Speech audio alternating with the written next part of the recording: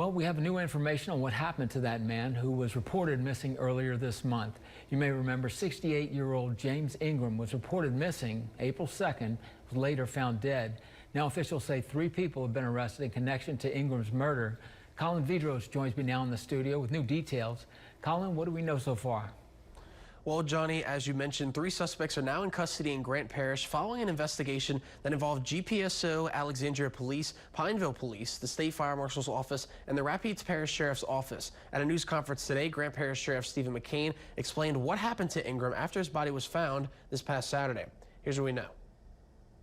That river doesn't stop narcotics from infiltrating our community. On the night of Easter Sunday, March 31st, officials say Ingram went from Colfax to Alexandria, meeting up with 2 people in a parking lot. And at some point in Rapides Parish, he met up with Michael Shane Taylor and Jessica Bledsoe. In the parking lot of a business in Alexandria, Michael Shane Taylor and Jessica Bledsoe injected drugs into James Ingram. Mr. Ingram lost consciousness, and then at some point, they injected a second syringe into Mr. Ingram.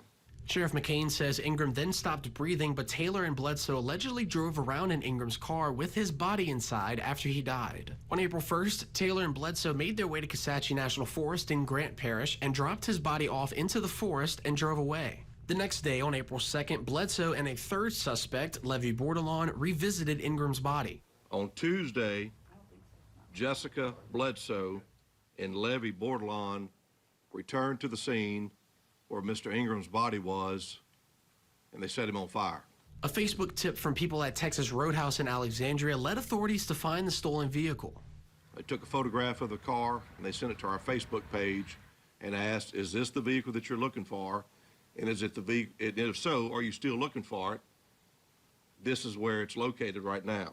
Sheriff McCain says that's when detectives with Alexandria Police and GPSO went to work to find the suspects. Grant Parish actually broke this case and led it to Alexandria, where we learned where Bledsoe and Taylor, as he said, injected the victim where he subsequently died. The public and their tips through social media was one of the things that put us on the first path that we needed to go forward with this investigation. As a result, Alexandria Police Chief Chad Gremion says they secured second-degree murder warrants for both Bledsoe and Taylor. Bledsoe, Taylor, and Bordelon are now in Grant Parish custody.